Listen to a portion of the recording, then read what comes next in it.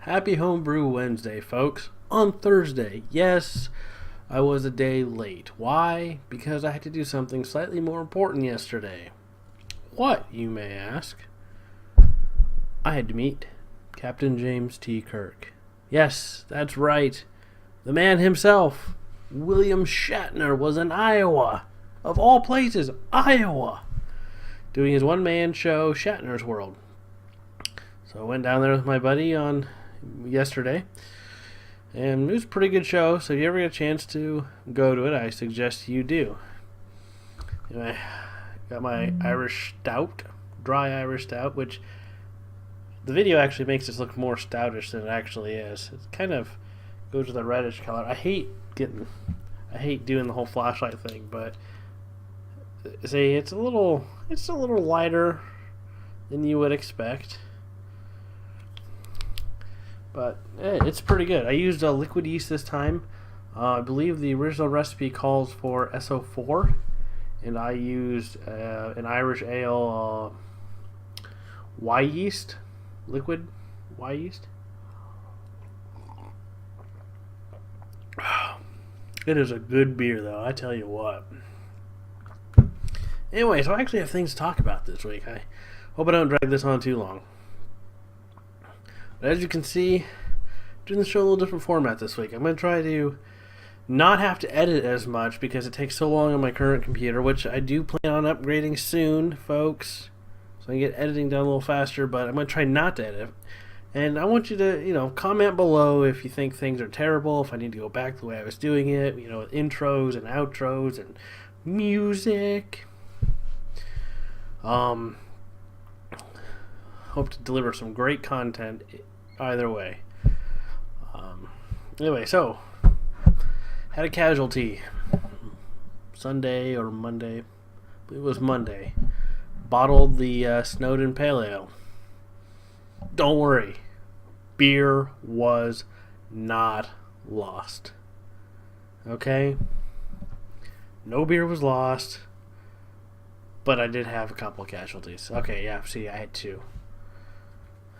The first one was my first ever airlock. You're looking at it right now going, well, what is he talking about? What's wrong with it? Oh, should be in two pieces. You could tell it's a well-used one. I've purchased so many of these since last April from the local brew shop. But my first two that I ever owned broke. Yes, that's the second casualty. I was trying to pull this out of the lid of my fermenter because I had just finished bottling, so I was going to clean the bucket. Which the pale ale I did not put in a secondary, by the way. And I'm pulling on, trying to, twist and just trying to get it pulled out. And all of a sudden,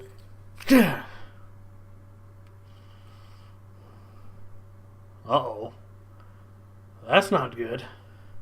And you look in the lid, this part's still stuck in it. So, well, alright. So I go look at my other airlock, which I had on the shelf. And I noticed there's a little white kind of, it looks like a crack going all around it. So I put it in my hand, and I didn't manhandle this or anything. I just put just a little bit of pressure on it, and snap! It busted off. It's not safe to use that. I mean, if you have equipment with crack in it, you really shouldn't be using it. So I was doing myself a favor, preventing, a future infection. Well, this guy probably could have lived longer. But these bubbler airlocks like this, they have the plastic is a lot softer. You can just feel it. It feels soft. I love them, though. I mean, they're kind of cool to watch, and they bubble and all that stuff. So I went to the brew shop, and I decided to replace it with an airlock that's a little more useful in the sense that if I need to, put off a blow-off tube, I can. I've done it before. Works real nice. I'm going to open up my toys as I... Come on. Three-piece airlocks are cool. I've seen other styles of airlocks on YouTube, but the only two I seem to be able to get my hands on are the plastic ones.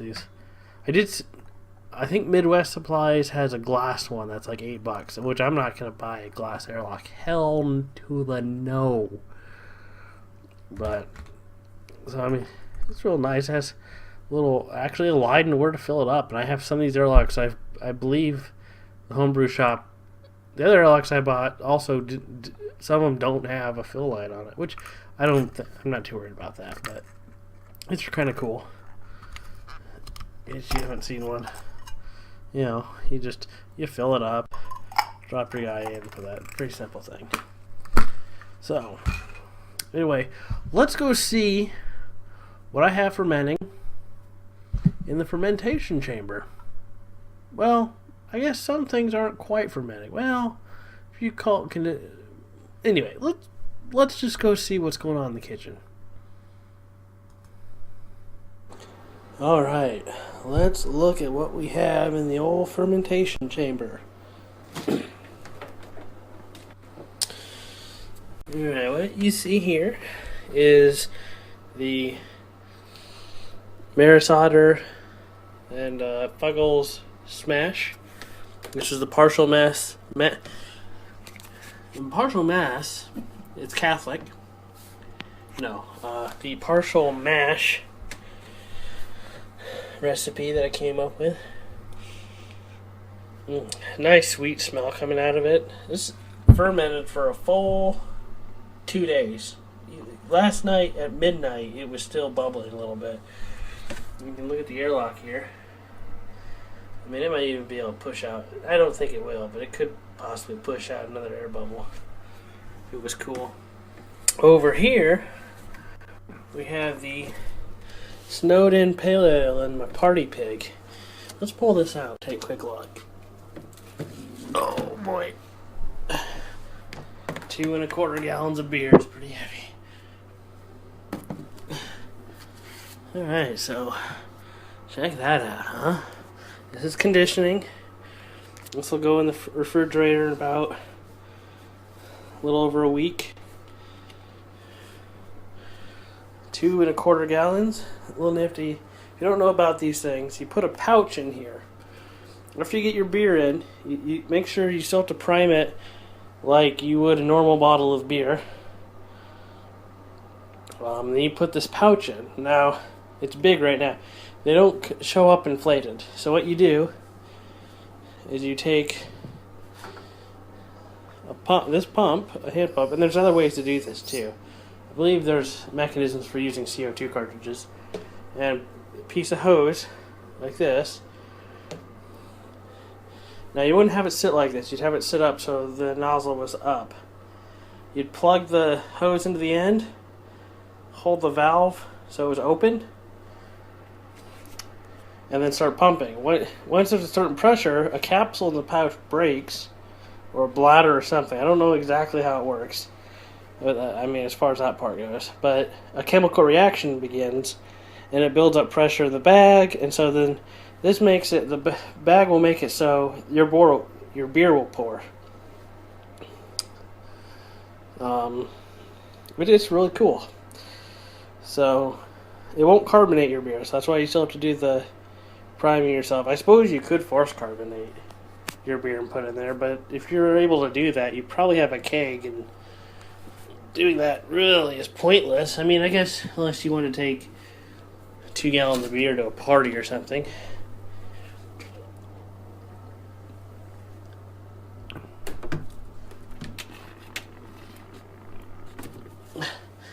It's like this freezer was made just to fit this guy. I'll tell you what, it's under a lot of pressure in there.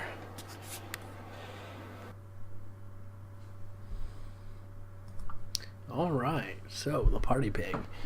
Pale ale and the, what I'm calling Murphy's Otter Smash, which, really, it's nothing too fancy. I've told you about it. It's the Maris Otter and Fuggle hops.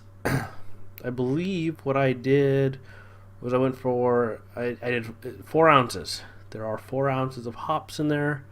Put an ounce in right at the beginning, 60 minutes to boil. Then I did a half hour.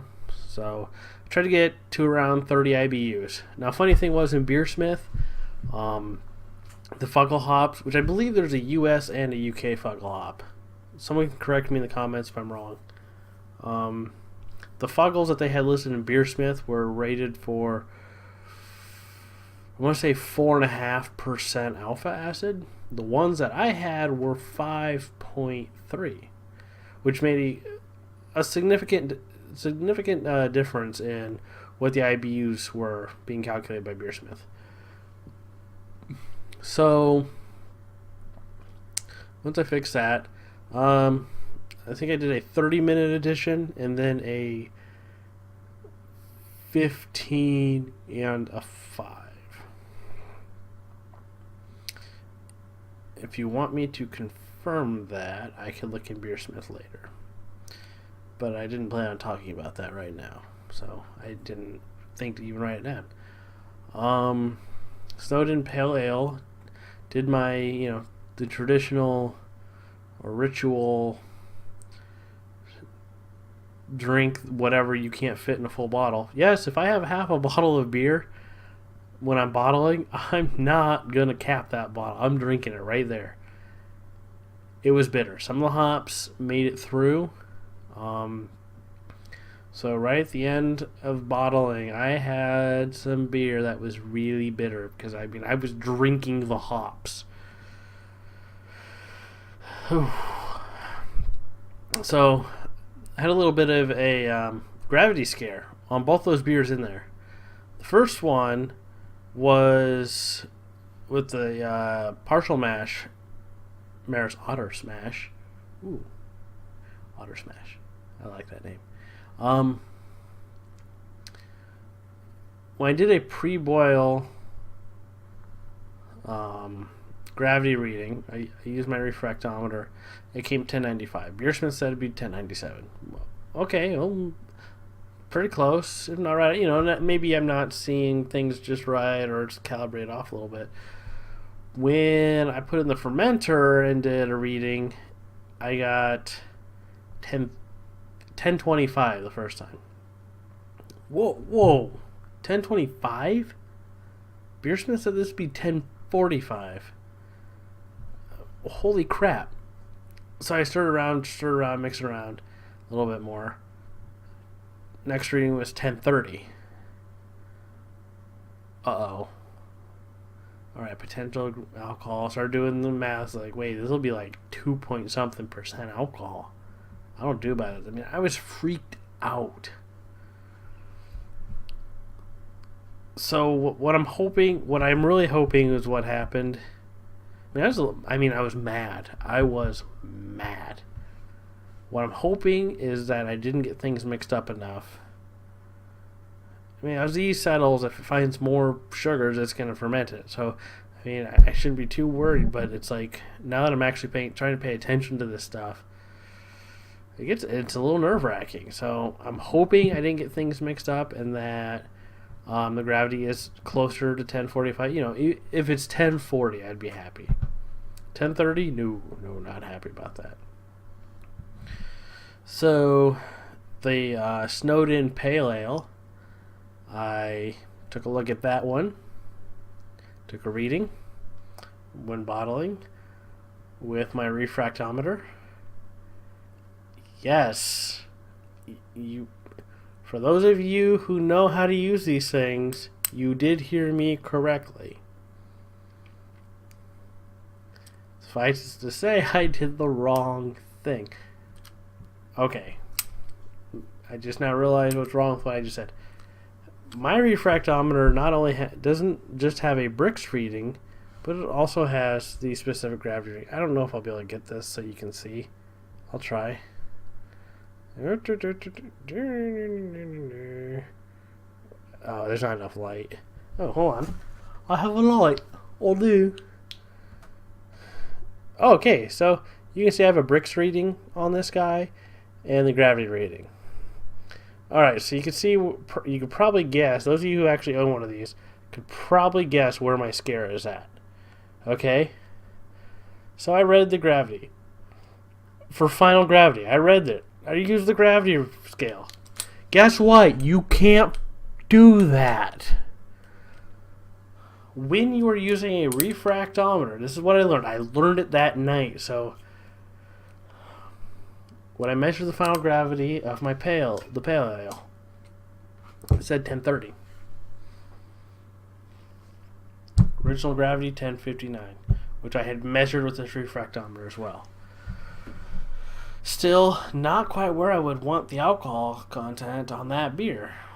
You know, when you're spending $40+ on some of these kits, you are expecting a certain amount of alcohol. You know, and it's not all about the alcohol for me, but still, you know, if I wanted a low gravity beer, I would really want to spend $20-$30. But anyway, with refractometer, or when I got the final gravity, it came out 1030, which really kind of cut short what I was expecting. It should have been 10 something. But with a refractometer, you can't do final gravity readings like that. That whole scale, first of all, is an estimation of what your gravity could be. The brick scale is what you really need to be following, because you're not measuring gravity with refractometer. You're measuring how light is refracted.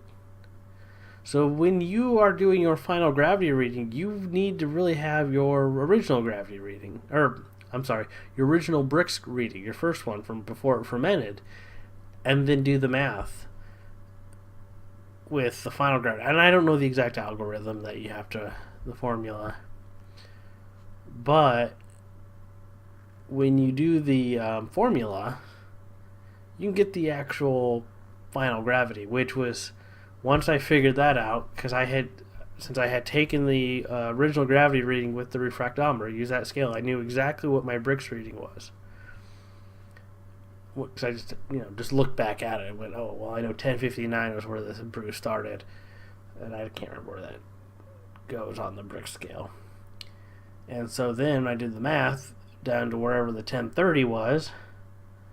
I went, okay, there's calculators online you can follow to tell you this too. You just type in bricks, the first original bricks and the final bricks reading, and bam, 1015 I think, or something like that, 1012, right where the recipe said it would be.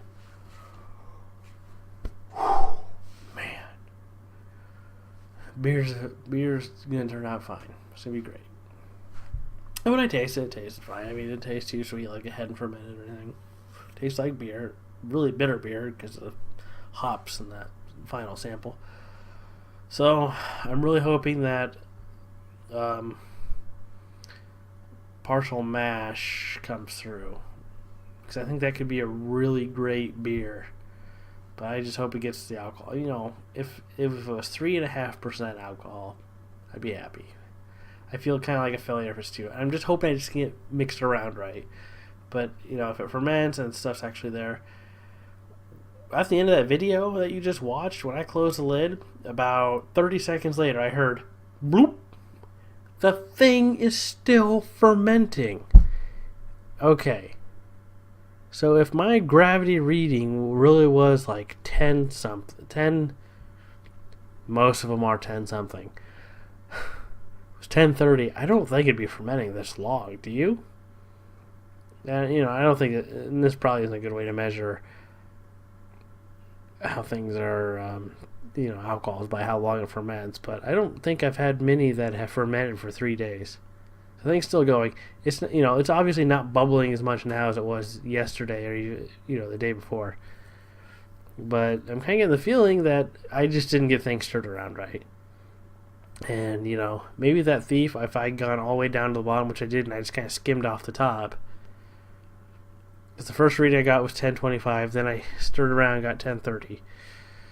Which that scared me too when I had gotten 1030 on the Pale Ale and the Marisado. I thought maybe my refractometer is broken. One thing I have done to help alleviate some of these problems is I went back and got a new hydrometer. I gave mine to my dad. She's like, oh, I don't need one. I got a refractometer. So I went, got one from the brew shop. Almost bought the wrong one. But my friendly brew shop owner friend, he's like, oh, you grab the proof one. So I'm guessing that's for distilling or something. Which that's illegal. Why would you sell that? Anyway. Well, maybe not. Maybe it's for something else. I don't know. It's just a different scale, really. It does the same thing. So, this I'll probably start using an actual hydrometer more. I really wasn't using too much like my Northern Brew recipes because the ones where you know what it should be, I don't know. I really don't know. I was lazy, I guess. I have a problem with the hydrometer just because of the air bubbles that form up around it when you try to get a reading. It's hard to actually read. But at least this way, I guess I can get a good idea of what's going on. So, that is that. And I think I have chatted your ear off long enough. Please like the video or dislike the video. Please don't dislike my video. I'm very sensitive. I would cry if I got a dislike. Anyway. Comment if you didn't like the style, if you think I need to go back to having the intros and credits and intro music. I will consider doing that. If you tell me I need to do it, I'll probably do it. There may be a couple times where I still go without, but you've seen most of my videos where I have had it. So, have a happy home. I hope you had a happy Homebrew Wednesday. Have a great Homebrew Thursday, and just brew beer. Cheers. Oh, and I would like to thank the man of Homebrew Wednesdays, Mr. S.J. Poor, for I saw a few days ago he subscribed to my channel. He may have misclicked. I've done that before. So if you are still subscribed, sir, thank you. It is an honor. You are the man who made Homebrew Wednesday. You inspire the rest of us to do it. If it wasn't for folks like him, Craig Tube, B. Meyer, I wouldn't be doing this. Fuck no. I have better things to do. No, I don't. I do like doing it, though. It's kind of nice to have a kind of a video blog of what I'm doing. You know, this is a great hobby. You got a great community. Everyone's willing to work together. Also, don't forget to check out PowerHourBrewCrew.com. Post some recipes, review some recipes, try out some recipes, keep track of what you're brewing. I am archiving all the recipes I do on there. I will say I've heard, if you do join the site, don't publish Austin homebrew recipes. I've heard that they get really defensive. Note, don't publish them. It's a Drupal site. It's a Drupal site. You can leave it unpublished. No one will care. Okay, now that I've said that, some guy from Austin Homebrew is going to join my site and then scream at every recipe that somebody puts on there and doesn't publish. If you publish, it goes to the web. If you don't publish, the members can see it. That's it. Alright, here's how we're going to play the game. If a company or somebody gets mad that you stole their recipe and posted it on the Power Hour Brew Crew website, they can email me, ryan@rychannel.com. That's ryan@rychannel.com, and say, this is a takedown notice. Please take down my recipe. Give me the link to the recipe. And give me the title of it too, just in case there's a weird login thing. I will take it down for you. That's all there is to it. I'll take it down. You know, I support intellectual property, and if you feel that beer recipes are that, then I'll respect that. Just let me know. Anyway, have a happy Homebrew Wednesday, Thursday weekend. Homebrew for life.